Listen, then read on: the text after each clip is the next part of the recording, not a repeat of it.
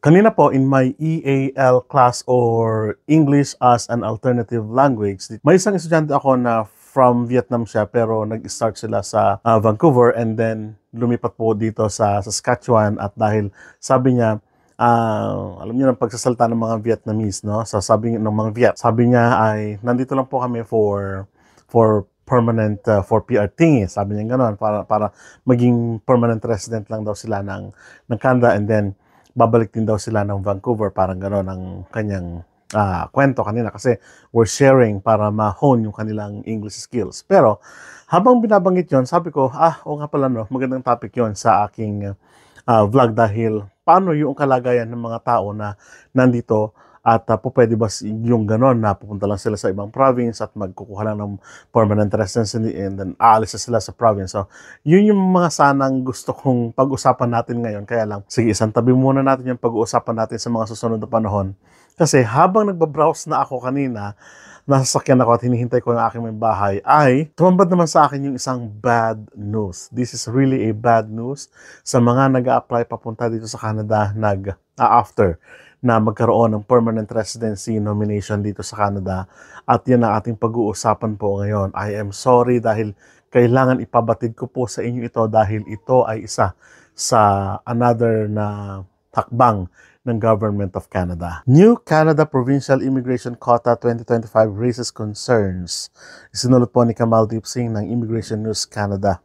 The Canadian government has informed most provinces and territories to reduce their provincial nomination allocation by 50% this year as compared to 2024. The Canadian provinces and territories are raising concerns about the halving of the PNP or the Provincial Nominee Program allocations for 2025. This decision, part of a broader strategy to cut immigration targets, has ignited a fierce debate about the implication for Canada's labor market and economic growth. So, nasa title na po, that Canada Provincial Nomination Program will cut into half, kalahati, 50%, batay sa allocation niya. So, titignan natin mamaya kung ano-ano yung mga allocation na babanggitin natin. So, napakahirap nito sapagkat binawasan na nga yung percentage in total. Remember, in Immigration Levels Plan ng 2025, 2026, 2027, ilang percent na yung binawas doon, Ngayon, 50% in particular na quota dito sa Provincial Nomination Program. 50%. Hindi ko lubos maisip na ganun kalaki yung ibabawas agad, i-slice agad. Today po yan, as of January 23, 2025. So, ibig sabihin, malaki at nakikita natin dito na yung mga application, maraming i-refuse na application pagdating ng pasahan ng application in terms of provincial nomination program sa iba't ibang province na or territories ng Canada. So these are the anticipated provincial nomination quota for 2025. Babanggitin po natin yung provinces, 2025 quota and then 2024 quota, So tignan po ninyo dito. Sa Ontario po, dati 21,000 plus, ngayon ay 10,000 plus na lang. Sa British Columbia, 7,000 from 15,000 na application. Alberta po, 4,000 na dati ay nasa 9,000 plus yung quota nila. Sa Manitoba po, dati-rate ay 9,000, ngayon naman po ay 4,000 na lang plus. Dito po sa Saskatchewan, dati ay 7,000 plus, ngayon ay 3,000 plus na lang. Sa Northwestern Territories naman po ay 150, dati-rate ay 300 na taong tinatanggap application po ito ha. Nova Scotia po, including Atlantic Immigration Program, ay dati 6,300 pero ngayon po ay 3,150 na lang. Sa New Brunswick po, dati-rate ay 5,000 plus, ngayon ay 2,000 na lang po. Prince Edward Island, dati-rate ay 2,000, ngayon po ay 1,000 na lang. Sa Newfoundland and Labrador naman po ay dati-rate 3,000, ngayon po ay 1,000 na lang. Sabi ko nga, medyo masakit tanggapin yung katotohanan na siyempre gobyerno na ang nagsalita with regards to this, kaya lang wala po tayong magagawa doon.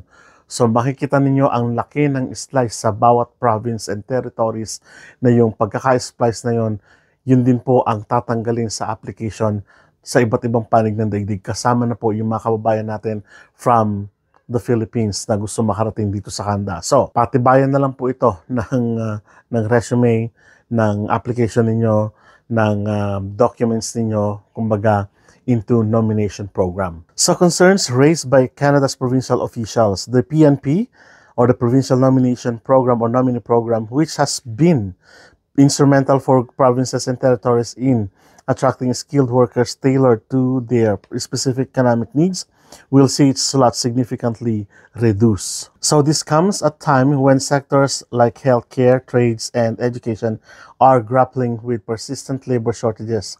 In Manitoba, where the PNP has been pivotal, Labor and Immigration Minister Malaya Marcelino expressed her dismay over the cuts. She said, "We have committed to continue advocating for Manitoba and to continue those conversations with the federal government," she stated, highlighting the need for 12,000 allocations through the Manitoba Provincial Nominee Program to meet the province's labor demands in 2025.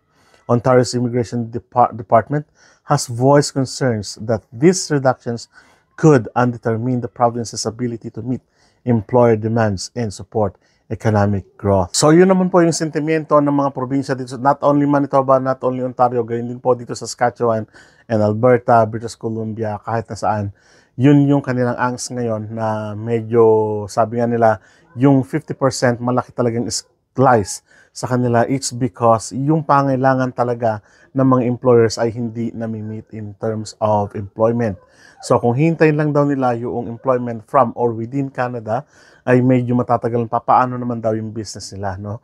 Na the fact, sabi ng mga employer, yung ang nababalitaan nun, na medyo kinukulang nga sila ng mga tauhan, pero we cannot supply, sabi nila, hindi makapag-supply. Although may pinaprocess na, sabi natin, in Focus Canada, so ibig sabihin, yung mga Canadians muna, yung mga permanent resident muna, at yung mga nandito muna sa Canada ang titignan. But makikita natin na medyo hirap ang employment sector o yung iba't ibang sector dito sa Canada na punuan ito.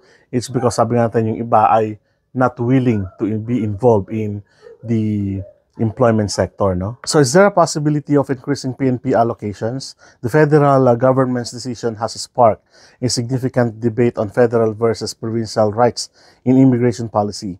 While the government aims to balance immigration with public services and housing capacities, critics argue that this approach may not adequately address specific regional economic needs.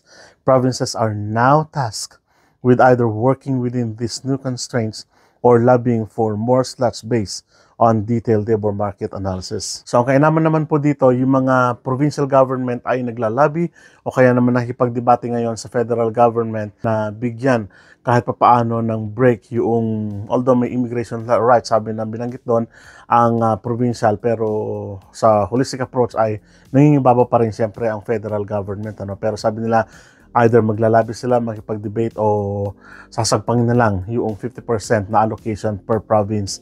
At sana nga ay magising ang mga nasa federal government at kumbaga ibalik yung dating allocation na tinanggal nila, no? Kasi sabi nga natin, nito lang, nakararaang linggo lang, habang kami ay in and out sa mga establishments dito sa Regina, na yung mga nagkukulang nga sa mga employee at yung iba nga, sabi natin, due to yung tinatawag nating paghihigpit ng international students at iba pang program ng Canada ay medyo napauwi yung iba, no?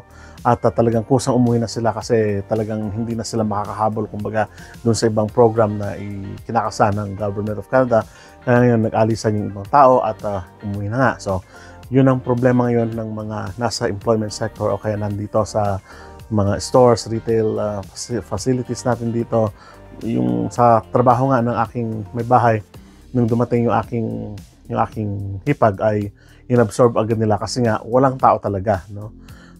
Mukhaan nyo, ilang araw pa lang pero as permanent resident yun, ha. So pagland dito, in-apply ng aking ng aking asawa, yung aking sister-in-law, at tinanggap agad. So ganun katindi yung pangailangan doon sa establishment na yon dahil kulang sila ng tauhan, parang gano'n. So, yun ang epekto, direct effect sa mga may business naman dito sa Canada, lalong-lalo na kapag sinunod talaga yung 50% off na slash na quota ngayong 2025. So, let us pray na dagdagan yung quota na yun for this 2025 at magkaroon ng pagbabago at madagdagan yung quota ngayong 2025. So, let's hope and pray for the best. Maraming salamat po at kita po tayo sa mga susunod na vlog. Sa muli po, paalam.